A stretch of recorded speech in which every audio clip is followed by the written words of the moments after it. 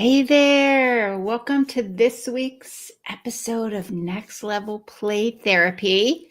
And joining me live today is Lily, my dog Lily.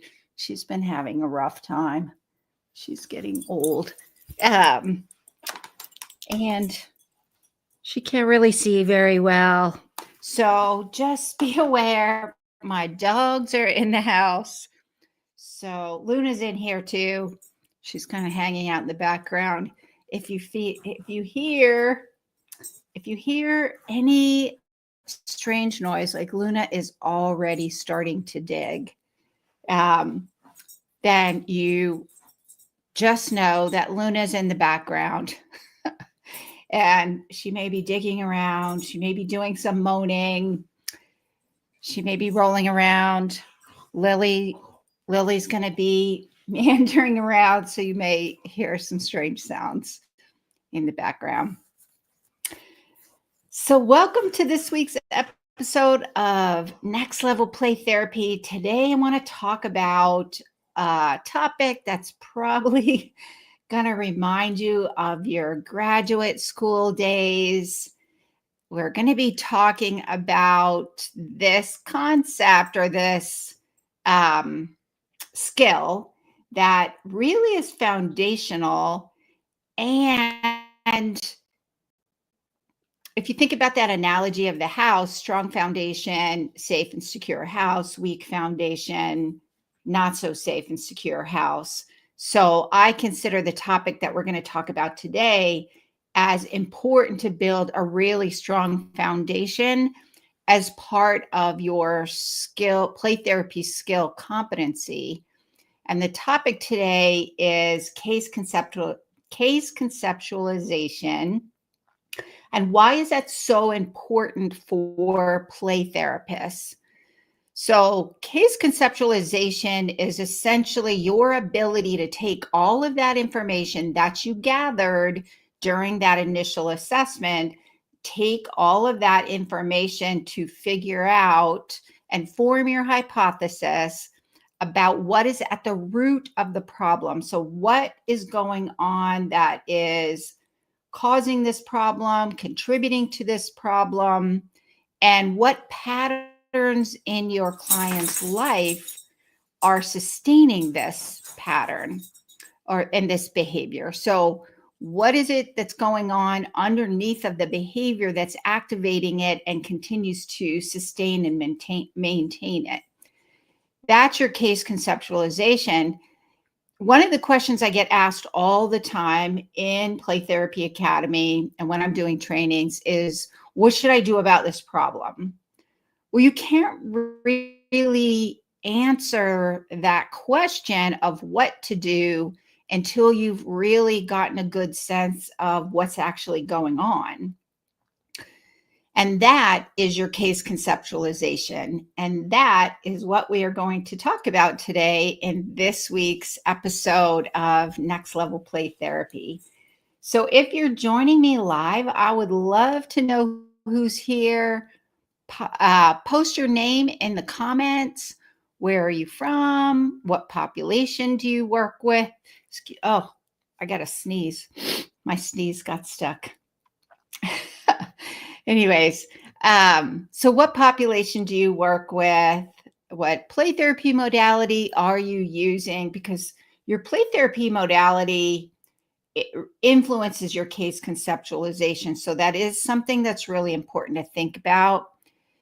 In my online play therapy consultation program, that's one of the things that we focus on is helping play therapists really identify and begin using with their clients a play therapy theoretical model, because your theoretical model is going to influence your case conceptualization, and it's also going to influence what you're going to do in sessions, how you make sense of what's happening in each stage of the change process, what are you going to be doing in each stage of the change process. So they all tie together. And getting that really good, solid foundation starts with your theoretical orientation and your case conceptualization.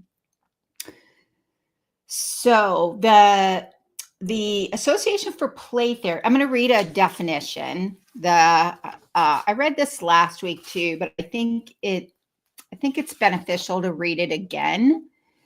The Play Therapy Association, sorry, my mouth is not working today.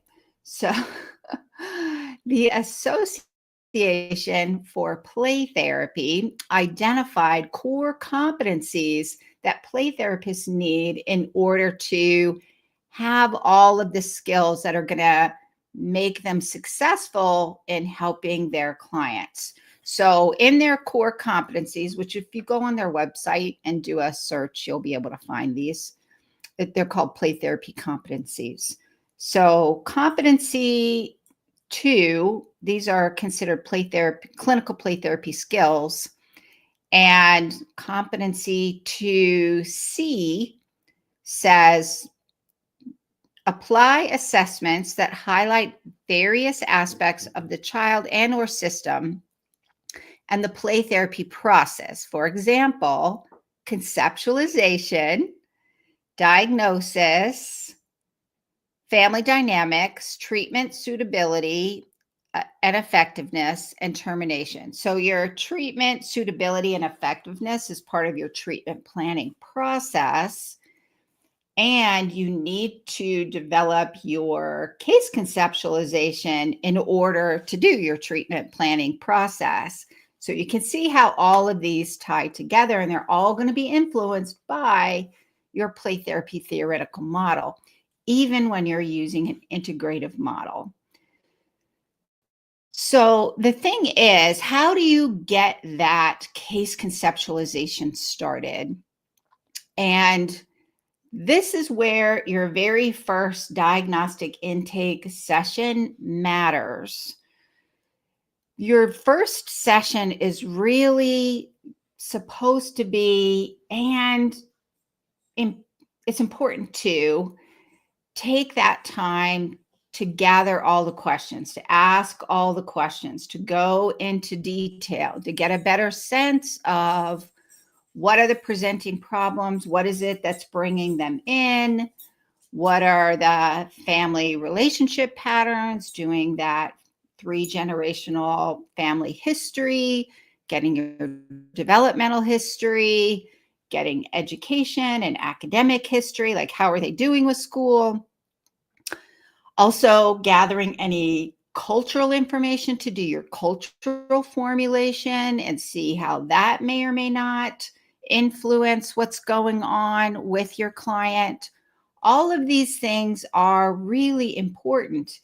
And if you find yourself struggling and feeling a little bit lost in the play therapy process, there's a good likelihood that's because you probably didn't do your case conceptualization from the beginning.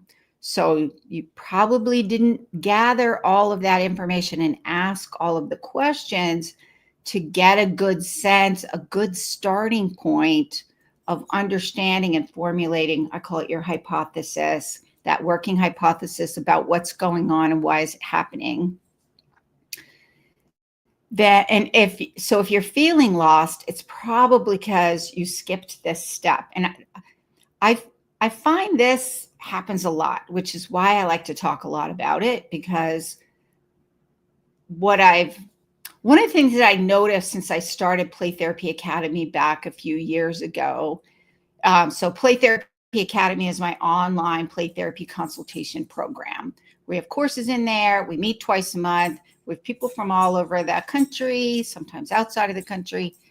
And what we do in there is really help play therapists develop those core competency skills that are going to give them confidence, get rid of imposter syndrome, help you make a difference in the lives of your clients. So one of the things that I noticed is people come from all over. They come from different backgrounds and different supervisory experiences. And one of the things that I began to realize is that there's a missing piece that people are coming to Play Therapy Academy with. And that is that core skill of case conceptualization and taking that time to formulate your case conceptualization, which is why I created Getting Grounded in Play Therapy Case Conceptualization, which is an online course to walk you through all the steps. And in the first part of the course, I walk you through all of the questions that you need to be asking, all of the questions you need to be getting answers about, and why you need to ask these questions. What is it about these questions that's going to help you get to the root of the problem and understand patterns that are going on that are sustaining the problem? So I always like to use the analogy of going to the doctor. Like when my kids were really little, they're grown adults now, but when they were really little and I was a new mom, and, you know, little ones get sick all the time. And especially my oldest, my first child, I was nervous about everything. I wanted to do a good job being a mom, take care of my child, make sure nothing happened to him, because I loved and adored him and thought the world rose and set on this child. Same with my second child. So I would go to the doctor, and when the doctor asked a lot of questions, I felt so much better, because I could tell the doctor was trying to gather information to make a good assessment so he or she could prescribe treatment that was going to get at the heart of what's going on. And what I found is sometimes when I would go and the doctor didn't ask a lot of questions, and then they just wrote a script, and I went home and it didn't really work that well. And I remember thinking, oh, if I just knew better questions to ask, then I would make sure to get the results that I need, and I could understand this. But I like to understand things. The more I can understand it, the more it helps me navigate things. That's how I look at it.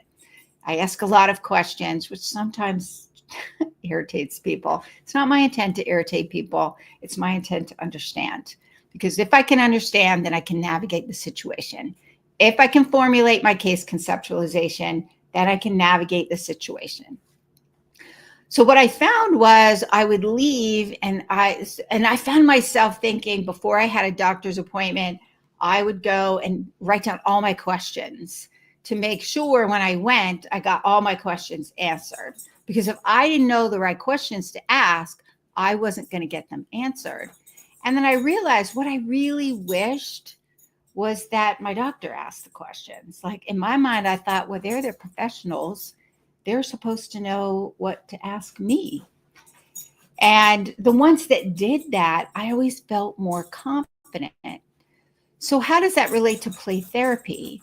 One of the things that I find happening is that play therapists feel like if they ask a lot of questions, then they're going to offend or annoy the parents or the child. And I always, usually in my very first diagnostic session, I don't have the child present. That gives us some privacy to ask a lot of questions. Sometimes the child is there, but more, especially if they're older. But if they're young, then I tell parents not to bring the child so that I can gather all this information, and it doesn't create any discomfort for the child. And depending on how you ask the questions, right, we're still therapeutic. We're still formulating that therapeutic rapport in the first session. So I want to ask questions in a way that helps parents understand what I need in order to help their child. So so asking all of those questions, and what I found is the more I ask the questions and the parents can tell that I'm really trying to understand to help me figure out how to help their child, then that helps them feel more confident with me. It doesn't drive them away. It actually builds that therapeutic rapport. Knowing the right questions to ask and why you need to ask them is really important. And then knowing what to do with that information to do your case conceptualization is also important. So learning to develop those core competencies with that assessment and clinical case formulation, which includes diagnoses, then that actually helps to build that strong foundation of change that you're looking for your clients. So the other thing is, I forgot to add my little banners here, is core. So what we're talking about are core competencies for play therapy assessment. What we're talking about is the importance of formulating your case conceptualization and how that actually helps you to accomplish your goal of getting really great results for your clients in play therapy.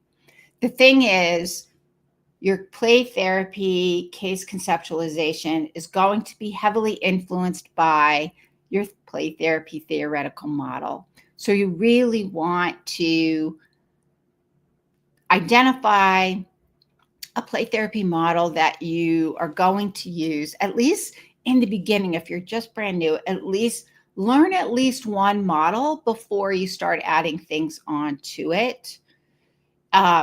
Because most of us use an integrated model, but you start with one. I always encourage start at least with one, and then you can add on from there. Your case, even with an integrative model, like I use an integrative model, and I would say I use child-centered play therapy when I'm working with younger kids. With older kids, I'm using more of an integrative model, and I use a neuroscience and attachment lens. Understanding the change process, then I'm going to be understanding what I need to do in each stage of the change process based on that theoretical model, because theory drives application. My theoretical model is going to help me understand what the problem is and why is it happening, and then help me understand what do I need to do in each stage of the change process. So definitely your case conceptualization is going to be influenced by your play therapy theoretical model. So the second thing that I wanted to talk about today is really more of a barrier, I'll call it a mistake, for lack of a better word, that's going to interfere with your ability to have that strong foundation of case conceptualization. And that is really devaluing the assessment process, or maybe not understanding the value of the assessment process. Because what I find happens is play therapists really want to help their clients. So they want to get started right away, want to make sure that parents know play therapy is going to work and it's valuable. So they want to demonstrate that it's valuable by starting that very first session using play therapy, and then they'll kind of gather information as they go along over time. Maybe what usually ends up happening is they feel lost somewhere, usually in the middle or usually in the beginning sometimes, because they haven't done that initial case conceptualization process. They haven't taken that first session to gather all of the information. And what that's going to do is it's going to really make it a little more challenging to figure out and identify the roots of the problem, and then what are the patterns that are sustaining it, because you won't have gathered all of the information that's going to help you understand all of the nuances and all of the things that are contributing to this problem. The thing about case conceptualization is we do our initial case conceptualization at the beginning when we've done that diagnostic appointment. Assessment is ongoing throughout the play therapy process. And having your initial case conceptualization gives you that starting point to understand what's going on and help you figure out what to do and what you're dealing with and how to integrate parents.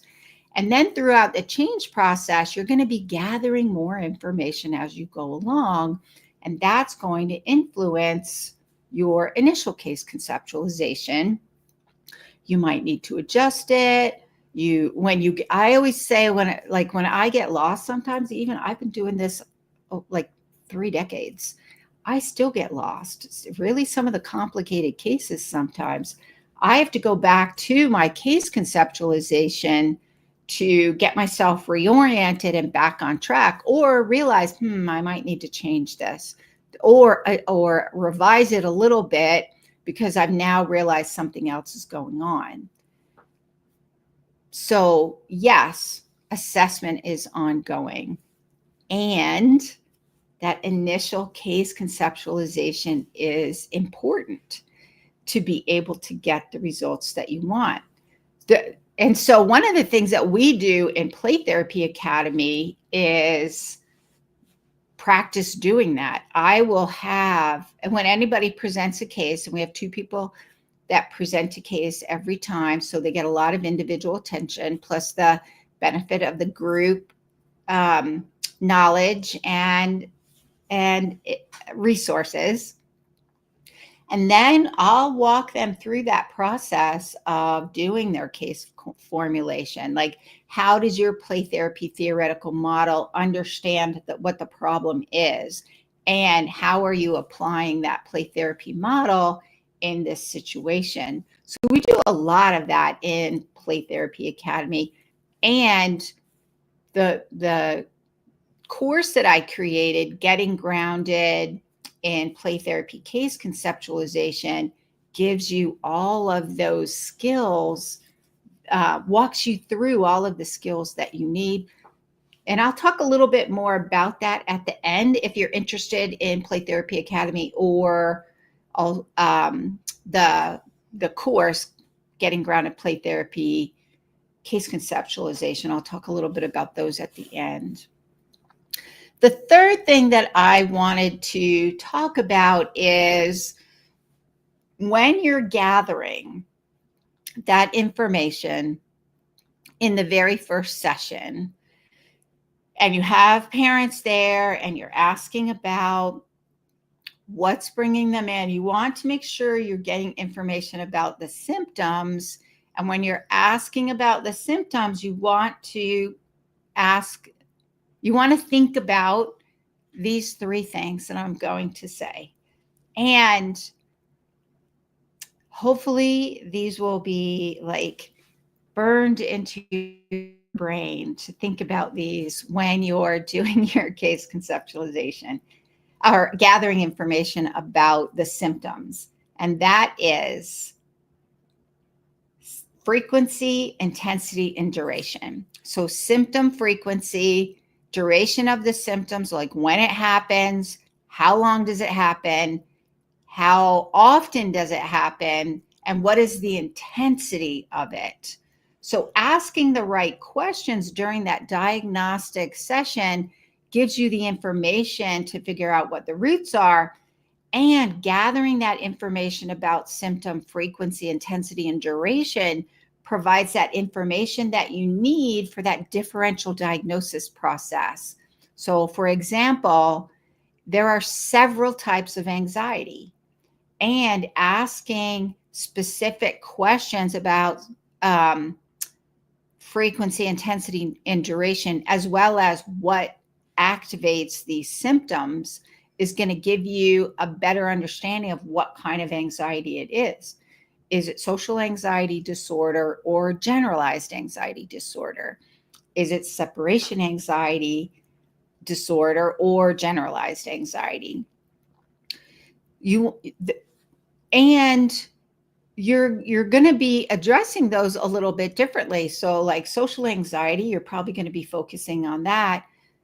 It might look a little different with generalized anxiety disorder or separation anxiety disorder. There's a lot of overlap in the way you treat these, especially depending on your play therapy model, and understanding what it is you're focusing on for the change process gives you a better idea of where they are in the change process, because you'll be looking at a reduction of frequency, intensity, and duration to get a better sense of, is this actually working? You're understanding what is it actually that you're focused on in terms of knowing whether or not play therapy is working. That's one of the factors. There's a lot other, but that's one of them. So that is it for today. If you found this information helpful, please feel free to share it across your social media platforms. If you're watching on YouTube, please feel free to hit that subscribe button and notification bell so that you're notified. And also feel free to share these. If you're listening on the podcast, please feel free to leave a review. I'd love to hear your feedback and how this has helped you or not. Hopefully it has helped you. So let me do a quick recap about what we talked about today. And that is one of the core competencies that you're developing is your clinical case conceptualization skill, which also helps with diagnosis. This is going to influence your treatment planning, which ultimately results in your actual treatment plan. So these two go pretty case conceptualization and treatment planning go pretty hand in hand. In order to have a good treatment plan, you really need to have some strong case conceptualization so you know what you're targeting in that treatment plan. But that's another discussion, treatment plans. And if you're interested, I have talked about some of those things in previous live stream episodes. So if you're watching on YouTube, you can go back and watch some of those replays. If you're listening on the podcast, you can go back and find some of those previous podcast episodes. The first thing is developing your core competency for assessment, clinical case conceptualization, really provides you with the foundational skills of figuring out what is going on with your client and why is it happening. Because those are the things you're going to target for the change process, or at least identifying what you're kind of measuring, even if it's more kind of observational measuring and self-report measuring from parents in your parent sessions. Then you want to make sure to have that case conceptualization, to have a good idea of what's going on with your clients.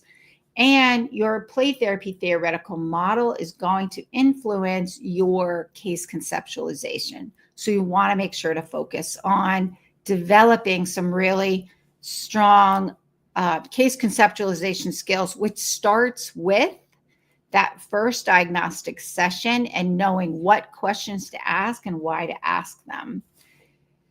The second thing is making sure that you understand the value of doing that assessment, and that actually skipping that first assessment can result in not having a good idea about what's going on and feeling a little bit lost along the way. And actually, it does help that to build that rapport when you know what questions to ask and why you need to ask them. When you're in that first session and you're exploring these things, then it's knowing the right questions to ask is going to help you build rapport with parents. Now, you have to use your therapeutic rapport building skills, especially if you have, excuse me, parents who may be a little guarded or reluctant. You're working on building safety while you're also asking the questions. Those two things can happen at the same time. And then finally, when you're asking questions about the symptoms, think about frequency, intensity, and duration of the symptoms. how often is it happening? How long does it last when it happens? And what would you say is the intensity? I always use a kind of that like your 1 to 10 scale. So if you were to rate the intensity, generally speaking, on a scale of 0 to 10, 0 means it doesn't bother you at all. 10 means it's so bad you think your head's going to pop off and burst into a million pieces. How would you rate the intensity?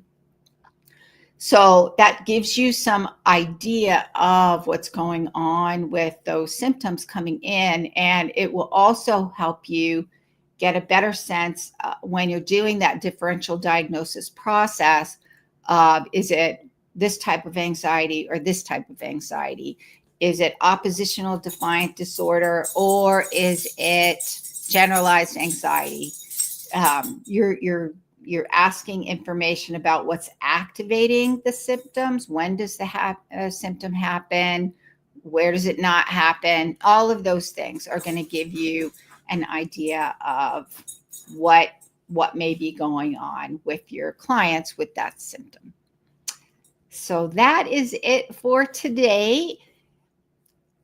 If you are interested in Play Therapy Academy, I currently have 3 openings left. I have a Saturday group and a Wednesday group. I have 2 openings in the Wednesday group and 1 opening in the Saturday group. Play Therapy Academy is my online play therapy consultation program. I kind of look at it like a VIP experience. What do you need in order to feel competent and confident and get rid of your imposter syndrome that you don't know what you're doing? And in any day now, somebody's going to find out you're a big old fraud and they're going to fire you, which would mean you're a big old failure and you'll never make a difference in anybody's lives. So if any of that sounds familiar, you probably have a bad case of imposter syndrome. And Play Therapy Academy, we meet twice a month. We always do case presentations. We walk through the case presentation. You'll do your case conceptualization. You'll have the support of not only my 30 plus years in child and adolescent mental health, but also the wisdom of the group to help you learn how to develop those really awesome play therapy skills so you can make a difference in the lives of children and feel confident doing that.